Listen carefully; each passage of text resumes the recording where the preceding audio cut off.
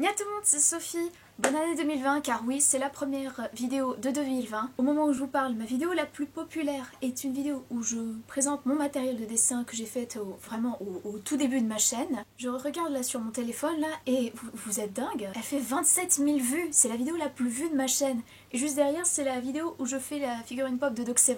Et je ne comprends toujours pas pourquoi cette vidéo de moi, avec une voix beaucoup plus aiguë, et qui n'était pas très à l'aise à l'époque, et maintenant je suis un tout petit peu plus à l'aise, et bien cette vidéo est devenue la plus populaire de ma chaîne, je ne comprends toujours pas. Du coup, je vous avais demandé si vous voulez que je refasse une vidéo mise à jour sur mon matériel de dessin, et je vois que tout le monde a dit oui, du coup bah nous y voilà. D'ailleurs, dois-je préciser que tout mon matériel de dessin se trouve chez Rougier Play. J'ai tout acheté chez Rougier Play, c'est pas sponsorisé mais Rougier Play... virement. D'ailleurs, si jamais vous avez des questions à me poser, vous pouvez me les poser dans les commentaires, j'y répondrai volontiers. C'est parti. Et si nous commencions par le papier, tiens. Il y a tout d'abord comme papier des fiches Bristol, donc format A4. Oui, c'est un truc. Je les avais utilisées pour ma mise à niveau en art appliqué, donc ma mana. Et j'en garde un très bon souvenir de cette mana, je sais pas pourquoi, mais... Bref. Sinon, pour le dessin, il y a le graphite 90 grammes de chez Clairefontaine. Il n'y a pas que la peinture, il y a aussi l'aquarelle, du coup j'utilise des feuilles de chez Canson, ce sont des feuilles de format A5. Et ouais, franchement, Canson c'est de la bonne qualité et je recommande à tous cette marque là. Donc voilà, Canson, big up à eux. D'ailleurs Canson, comme Rougier Play, virement. Oh et... attendez, bougez pas, je vais vous montrer un truc. Et j'ai également avec moi un carnet de croquis. Voilà, il m'arrive de dessiner ou faire de l'aquarelle, du crayonnage. D'ailleurs, si vous avez vu sur mes stories Instagram, j'ai fait ce qu'on appelle le Inktober, donc l'édition de 2019. C'est à la une sur ma page Instagram. D'ailleurs, suivez-moi sur Instagram si ce n'est pas déjà fait. @missoniachan. Allez, follow-moi maintenant. Ensuite, côté feutre, vous vous rappelez des Posca que j'avais montré? Ces Posca blancs, eh bien, je les ai toujours, je les utilise toujours. Bon, il faut que je les change parce qu'ils sont un petit peu foutus, mais j'en ai acheté aussi en d'autres couleurs. Donc de l'argenté, du rouge, du noir et du vert. Franchement, je les utilise pour faire par exemple des contours ou des dessins noir et blanc, comme je l'avais montré pour le Inktober. Et franchement, ouais, Posca, bonne marque aussi. Donc voilà, Posca. Virement toi aussi. Mais j'ai envie d'avoir un peu plus de feutres noirs, donc de toutes les tailles, de tous les types. Donc ce sont des gros feutres, comme vous pouvez le voir. Franchement, l'idée d'avoir un gros feutre, bah après tout, pourquoi pas, hein, si t'as envie de faire des gros contours, tu peux le faire. Mais les pigment liners de chez Staedtler, ce sont vraiment ceux qui sont au top. On a du 0.05, du 0.2, du 0.5 et du 0.1. Franchement, pigment liners de chez Staedtler, je les recommande fortement. Oh, et puis, j'oubliais, j'ai des Sharpies aussi. D'ailleurs, en parlant de liner, vous vous rappelez d'eux? On change pas une équipe qui gagne. Ils étaient aussi présents dans la vidéo originale. D'ailleurs, si vous n'avez toujours pas vu la vidéo originale que j'avais mentionnée au début, petit lien à droite de l'écran, vous pouvez cliquer dessus pour voir jusqu'où ça nous a mené cette histoire. Mais voilà quoi. Donc ce sont des feutres très fins. Voilà, si vous jamais voulez faire de fins contours quand vous dessinez des personnages par exemple, là... vous savez quoi prendre. Ils sont toujours de chez Staedtler. Staedtler encore une fois, virement. Mais qui dit dessin dit aussi... crayon. J'ai des crayons de chez Faber-Castell et on a du HB, on a du 2B, du 4B, du 6B et du 8B. Voilà, ils sont là, ces beaux crayons à papier. D'ailleurs, en parlant d'ancien matériel que j'utilise toujours, les 40 Dash, ils sont toujours là. Voilà, je les utilise toujours, ils m'ont beaucoup servi. Vous vous rappelez de mes pro marqueurs? Vous vous rappelez de mes quarantaines de pro marqueurs que j'avais rangés dans une petite valisette bleue?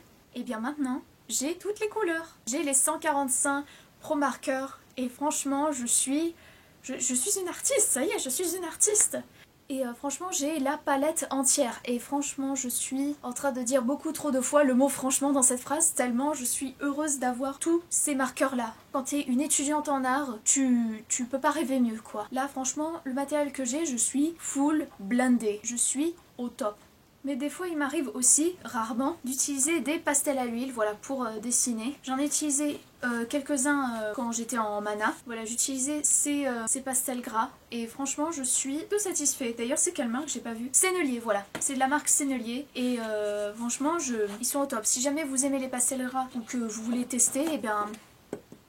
bon investissement. Mais quand j'ai ni envie de dessiner au pro marqueur, ni envie d'utiliser des pastels gras, qu'est-ce que je fais? Eh bien on dessine à l'aquarelle, bah oui. Enfin dessiner, plutôt peindre parce que dessiner à l'aquarelle c'est intéressant.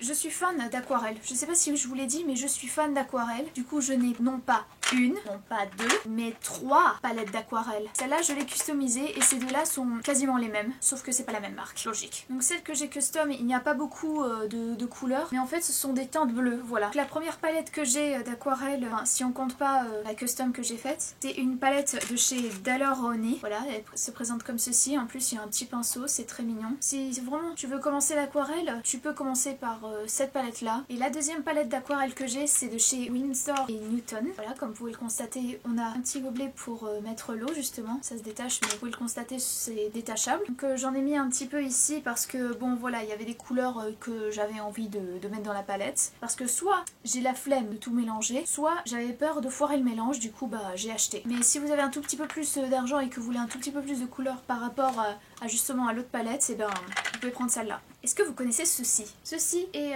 de l'encre aquarelle de chez PBO. Voilà, si jamais vous voulez peindre à l'encre, ce que je trouve assez calme. Enfin, c'est un peu plus vibrant que l'aquarelle, mais c'est... imaginez dessiner avec de l'encre, quoi. Les couleurs de base. Comme vous pouvez le constater, on a du blanc, jaune, magenta, il me semble, cyan et noir. Enfin, j'ai aussi du vert parce que des fois j'ai la flemme de mélanger, comme je l'ai dit. Ils disent que c'est la référence des illustrateurs et des dessinateurs.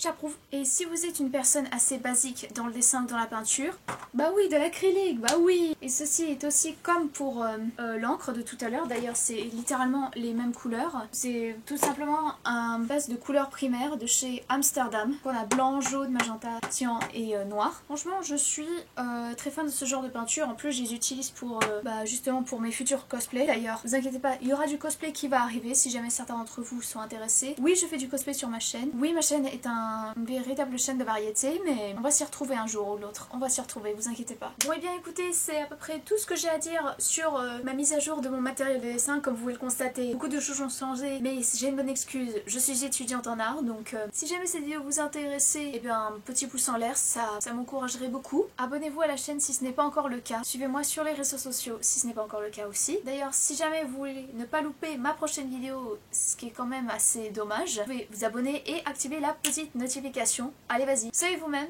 soyez créatifs et aimez-vous les uns les autres. Ciao, bye bye. Mouah.